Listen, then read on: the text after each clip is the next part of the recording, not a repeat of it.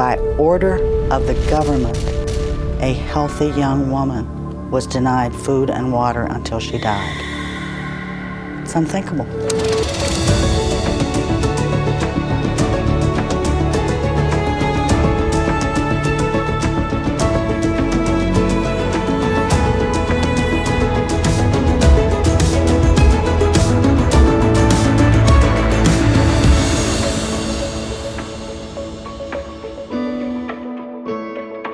Welcome. The National March for Life is proud to present a Life On film screening of the Terri Schiavo Story from Joni and Friends. My name is Josie Luetke. I'm the Director of Education and Advocacy for Campaign Life Coalition and one of the members of the National March for Life Organizing Committee. Tonight, we have the honor of being joined by Bobby Schindler, who is brother to Terri Schiavo, as well as the president of the Terri Schiavo Life and Hope Network, and a senior fellow at Americans United for Life, and an associate scholar at the Charlotte Lozier Institute. Bobby, thank you very much for being a part of Life on Film. Sure, it's my pleasure. Thanks for the invitation. So the first question I have, again, we'll get into a longer analysis of the situation following the screening of the program, but just before we watch, simply who was Terri? Who was Terri? Well, she was my sister. My parents had three children. Terri was the oldest. Then I was second. And then I have a younger sister, Suzanne. Terri and I were 13 months apart, so we're very close in age. And we grew up outside of Philadelphia. Very close family.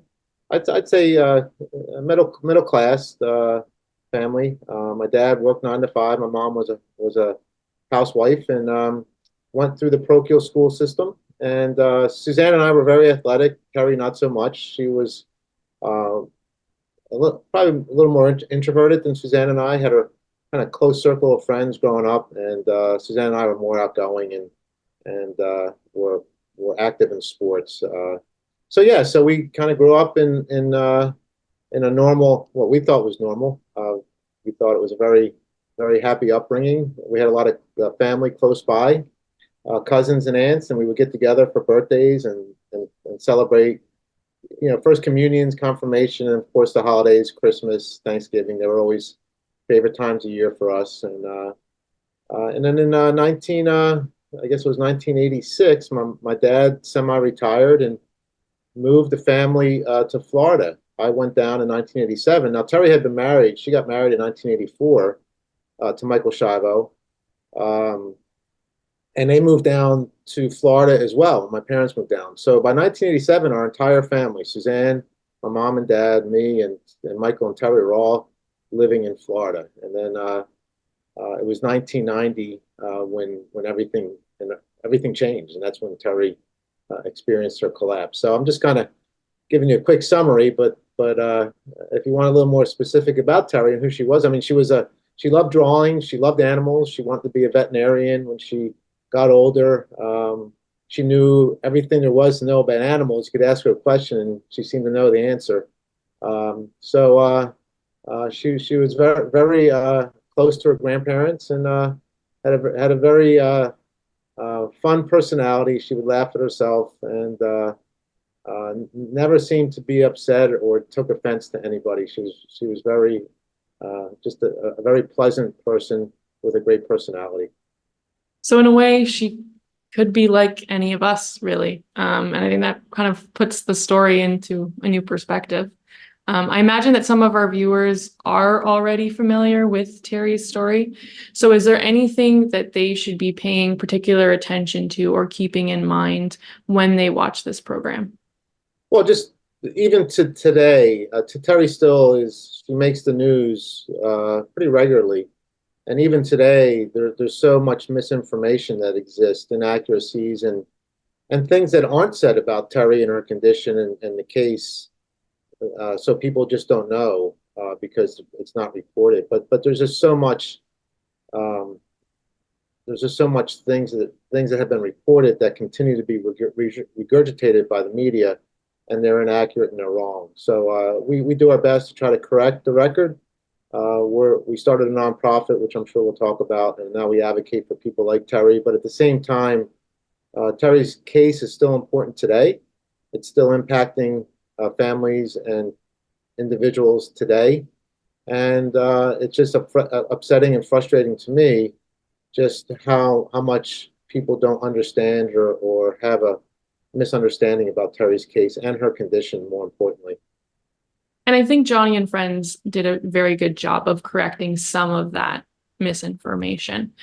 So we will discuss further following the program. So make sure you stick around for that. But as of right now, it is my honor to present the Life on Film screening of the Terri Schiavo story from Joni and Friends.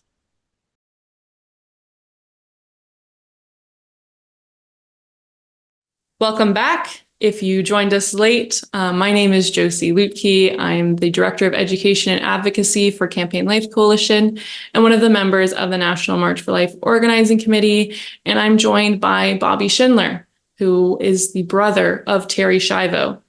So Bobby, it's very important for me to say that I'm very sorry because I have 3 siblings and I can't imagine losing one of them this way.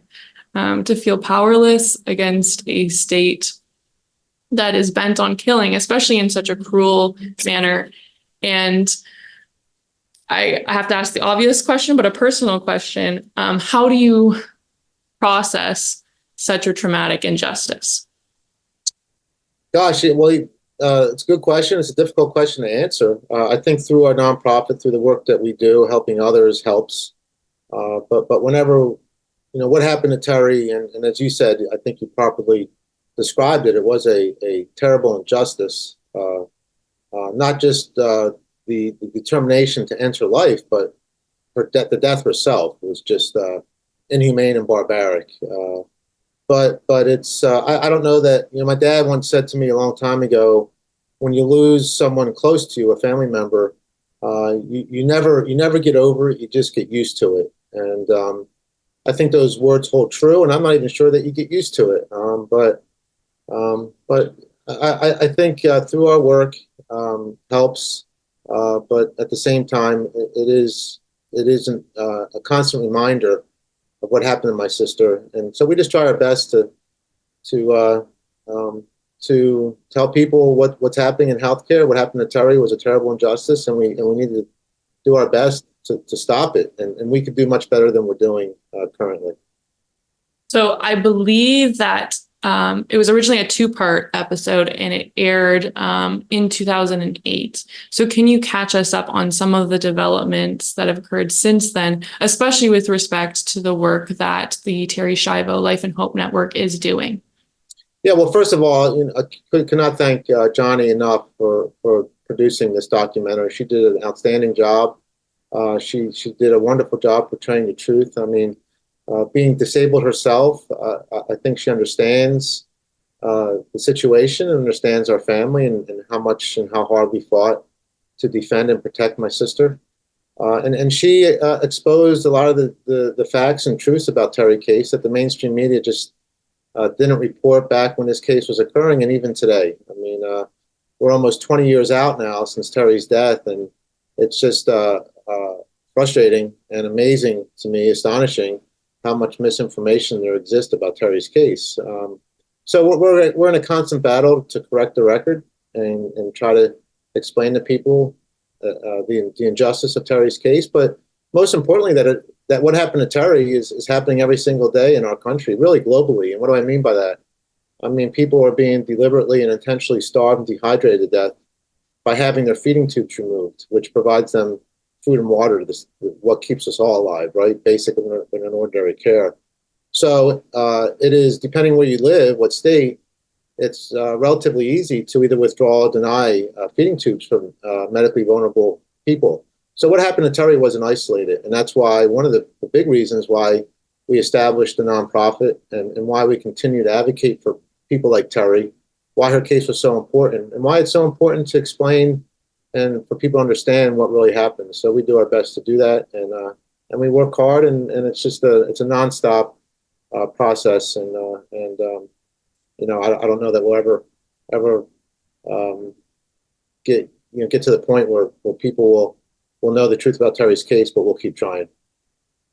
So something you touched on, there is a complex ethical debate about the distinction between ordinary care and extraordinary care. But could you briefly explain, in maybe layman's terms, what the difference is between depriving a disabled woman of nutrition via her feeding tube and doing something like removing life support or allowing someone who is dying to stop eating should they not want to eat anymore? Right, and it's very difficult. You just can't paint a general picture on all medical situations. They are really individualized. Depending on a person's medical issue, there could be a lot of different things happening which would affect or impact the decision on the person and the care and treatment that they receive. But just generally speaking, food and water through a feeding tube was once considered basic and ordinary care. And just a side note, the Catholic Church still understands food and water through a feeding tube as basic and ordinary care. But sometime in the 80s, it was reclassified. So we now, the medical community and legally, feeding tubes are considered extraordinary care, medical treatment, artificial life support. And because this redefinition of feeding tubes providing food and hydration, that's what enables the withdrawal or denial of feeding tubes in individuals, and it can even be against a person's express wishes. So we've handled all types of cases where the denial or withdrawal of care is occurring, whether it's the healthcare facility itself, the ethics committee, or family members. And what happens once a feeding tube is removed is what would happen to anybody once their food and hydration is removed. And they start the process of dying by dehydration and starvation. And I don't know how many people understand that what I just described is happening every single day in our healthcare system, not just in the United States. Really, it's happening globally. So there are instances where a feeding tube can be ethically and appropriately stopped. Again, it just depends on a person if they are in fact to the point where it could be causing, terrible harm or discomfort. The person could be in the actual dying process, which could be just, very close to death. It just depends. But in my experience, the removal of food and hydration, it's something that at least hydrating a person should always be provided. And there's just so much terrible confusion that exists when it comes to food and hydration and caring for someone that does need a feeding tube because they're having difficulty swallowing. So I hope that makes sense. We need to kind of silo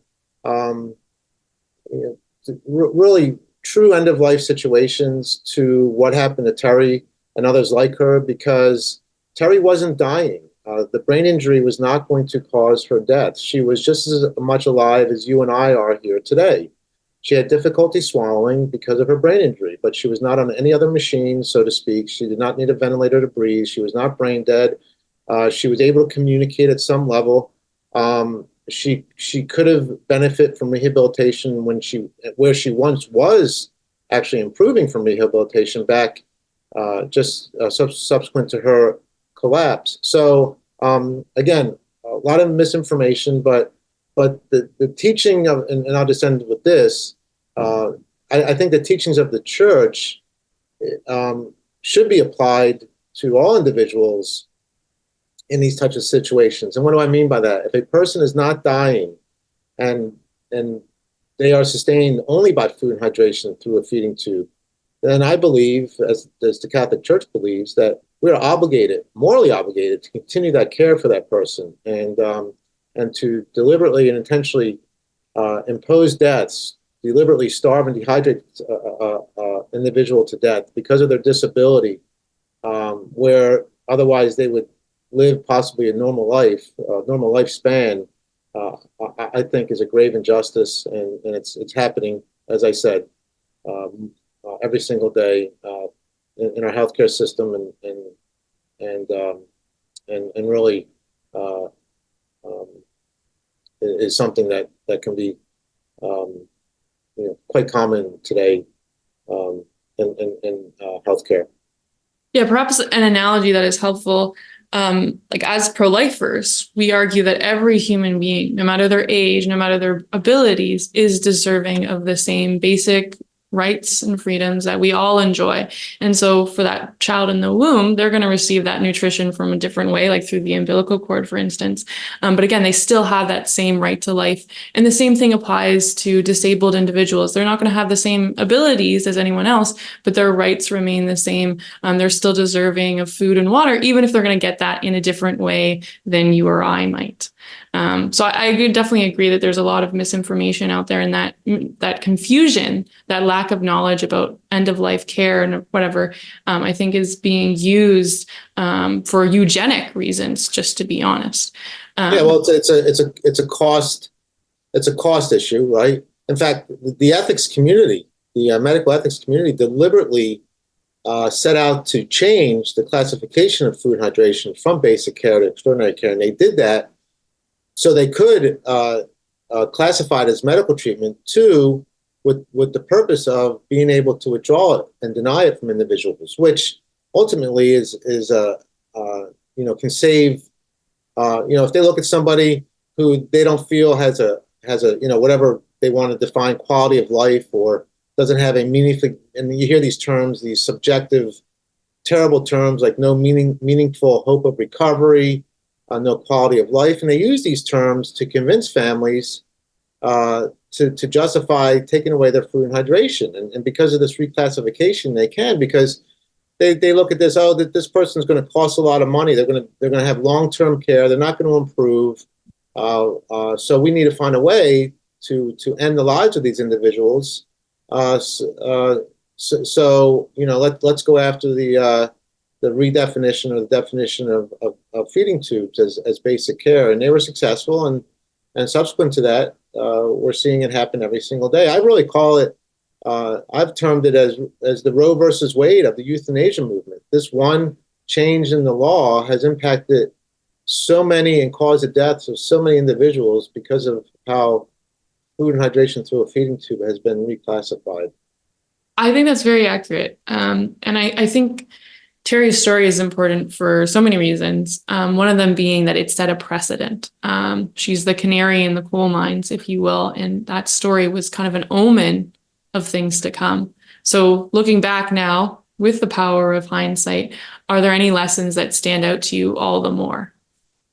Well, I think just not understanding the intent or the I don't know if you want to use the word, the influence of the death culture, and how they are able to and how they really have changed the narrative, and how the media supports this narrative, and really how we discriminate against people with disabilities, and how it's so widely accepted today because of a person's disability that we justify ending their lives. It's really troubling and upsetting, because someone has changed physically. We now believe that it's okay to kill them, and we're finding, and it's just not reclassification of feeding tubes, Josie. There's been changes in policies, changes in the laws that accomplishes the same goal, to cut short treatment, to deny treatment, with the sole purpose of ending this person's life. And it really, to me, illustrates just a deeply rooted and profound prejudice against people with disabilities. And I guess that's something I wasn't expecting when we were defending Terri's life. Just all the things that I was reading, and just the how deliberate these people were, and how nasty they were, describing my sister's condition, and how our family was I'm being nice when they were being unreasonable, but they were using terrible terms to describe my family, particularly my parents, for wanting to care for Terri in her disabled condition. So I think, and even today, when I see what is said and written about Terri and others like her, it's really troubling to see just how nasty and mean-spirited people are towards the disability community, and Terri kind of falls into that category. So I wasn't expecting that, and we did get a tremendous amount of support from different individuals in the media, international support. I mean, Congress and the Florida legislature, the governor of Florida, Jeb Bush, George Bush, the president. We did get a support, and we got a tremendous amount of support. But at the same time, I was really surprised and shocked by the voices that were supporting the death of my sister. And as you mentioned, like, this is something that happens every single day, and there are similar stories, all too commonplace.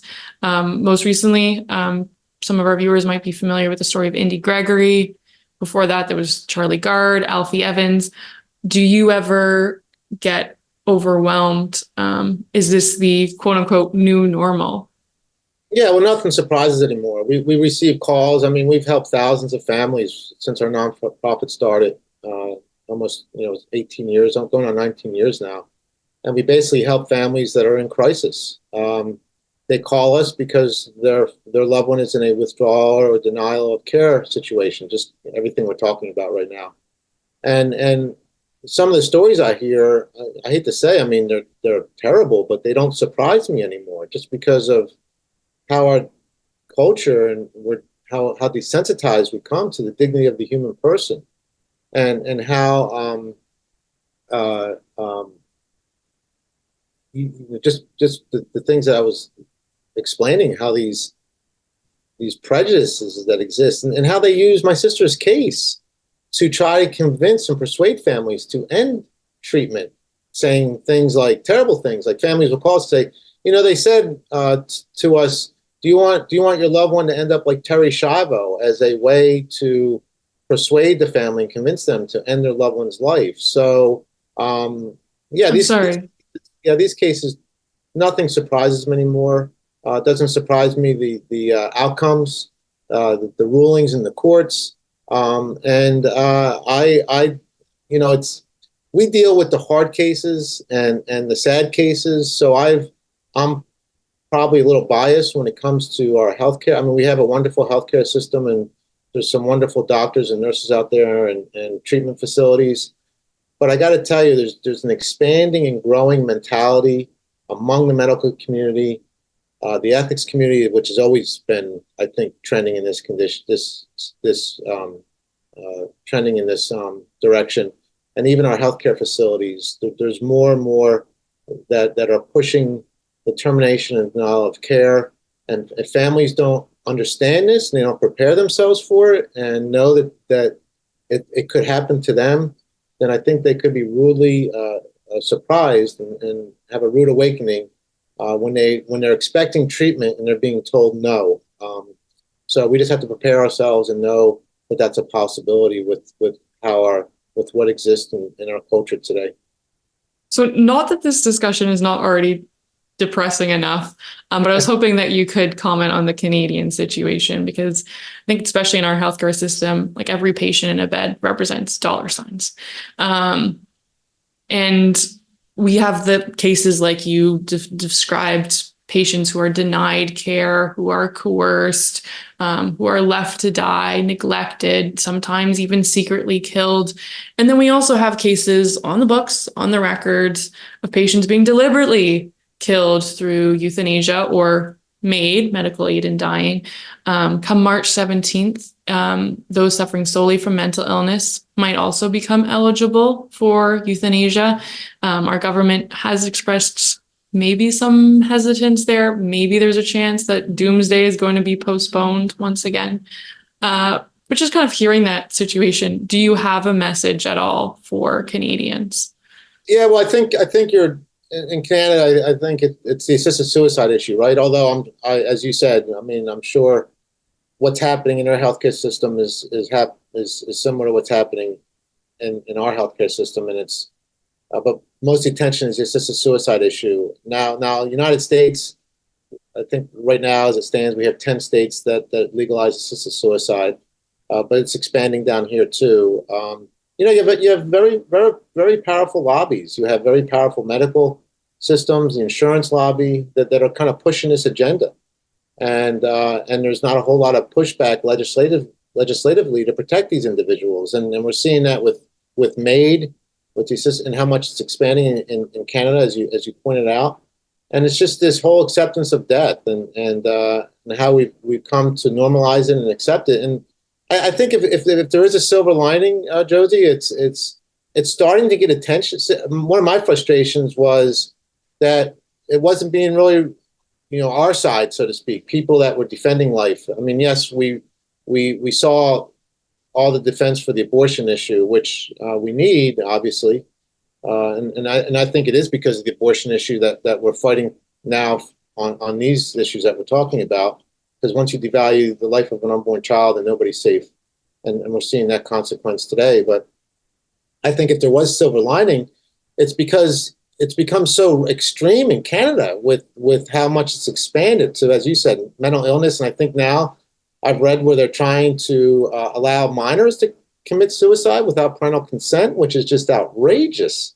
It's on the table. Yeah, and how the public can stand back and just allow this to happen. Hopefully they're not. I mean, hopefully they'll push back against this. But I think because of this extremism of this issue, it's finally getting the attention it deserves, and I think it's waking people up. And I'm seeing it. There's more being written about it, and I hope that leads to more people wanting to fight against it. Because if we don't, I mean, right now we're just putting fingers in the dike. I mean, we're doing our best to hold back, but I mean, the floodgates are going to open. I mean, they have in some ways already, and I think you're not going to be able to unring that bell. But there is still a chance to fight some of these extreme issues, and if we don't, then nobody's. You can only guess and what things could look like in the near future, and it's not good. And we could come home one day and Dad's no longer there, and find out he decided to kill himself today, or Joey, who was having some mental issues, decided he was going to end his life. I mean, yeah, I mean, it sounds outrageous, but it seems to me, I mean, that's where we are, and it could even get worse, and these stories could really, some of these stories that we can start hearing are just are really scary. So there are some people who would look at your sister, who would look at Johnny and say, I wouldn't want to live that way. And Johnny, in response to that, she says, once you are disabled, you would be amazed at how quickly you change your mind. Life is that precious. But what about people who don't feel that way, who, when they say, like, I wouldn't want to live that way, they actually mean it? How should we respond to them? Well, she's right. I mean, we change the way we feel about things every single day, right? And there's no way we can say how we would want to live when we're not living that way, right?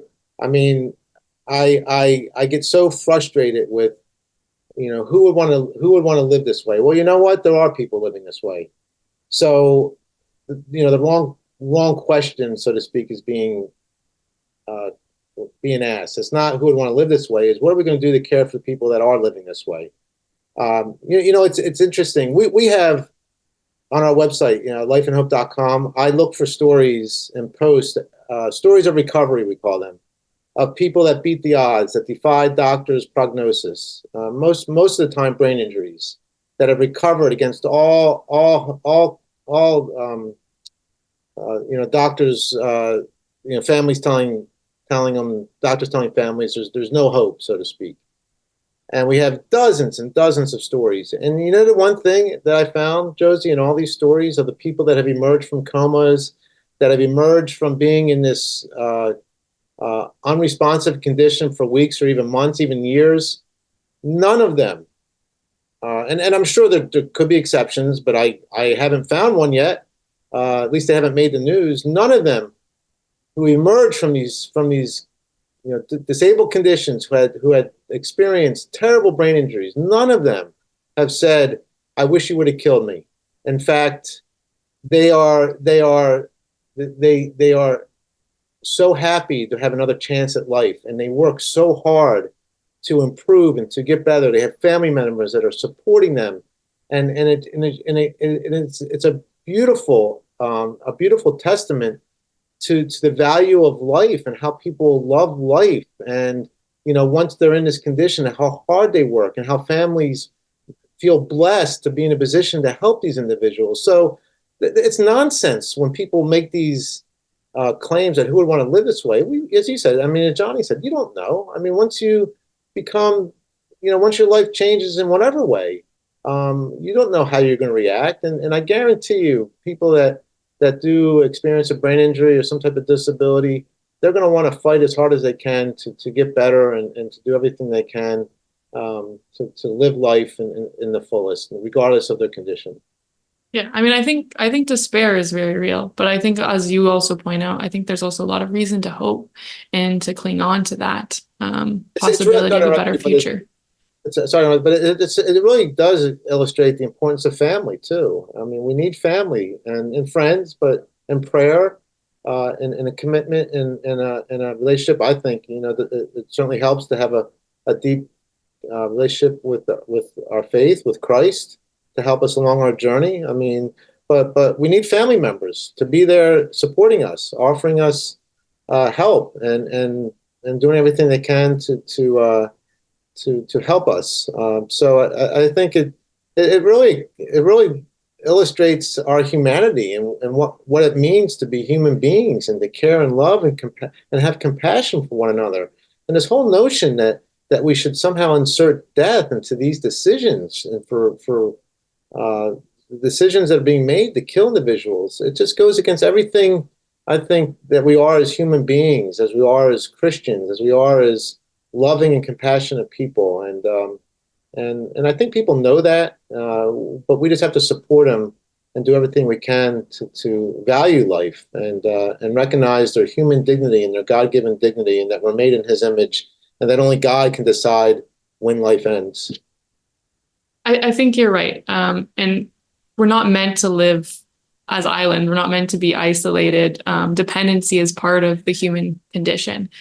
So we should find that like our familial obligation to take care of our family members. And then when someone doesn't have family, to be that support system for them, with the knowledge that, again, we were once dependent as babies, and as we age, we might become dependent again, or something happens that causes us to have a disability. Again, that's something that's very human and very much part of just life.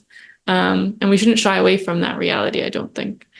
But death is not the answer. I mean, it's just it's always the wrong answer. We have ways of controlling pain today. I think with medicine today, there's something like close to in the mid 90 percentile of pain can be controlled. It comes down to us and being there for each other, and knowing that someone who might have experienced a disability or brain injury, how blessed we are to have that person in our lives, so we can care for them and show them that they aren't burdens and that we love them unconditionally. It's really more of a tells perhaps more about who we are rather than the person who experiences the disability or the affliction or whatever it is that they might be going through.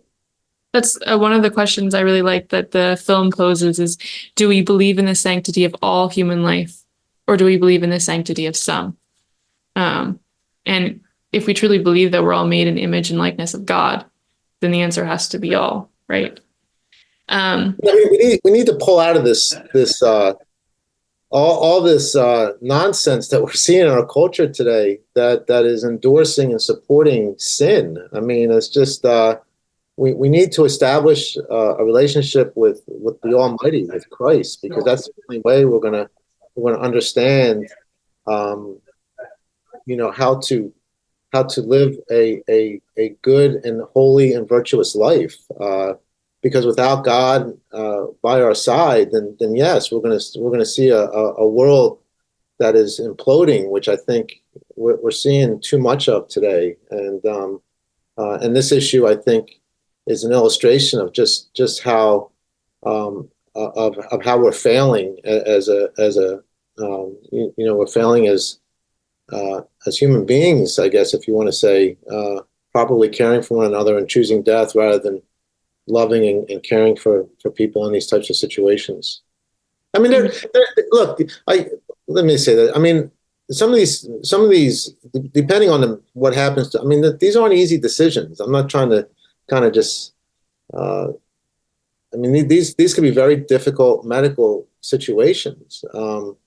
And that's why it's so important to have family members and people we can trust when we have to make very hard and difficult medical decisions. We need to know the ethics and what's appropriate and what's not. And so, I mean, because sometimes we're not vitalists here. I mean, sometimes tough decisions need to be made, but we're seeing too many situations that are being, the solution is death, and that just has to stop.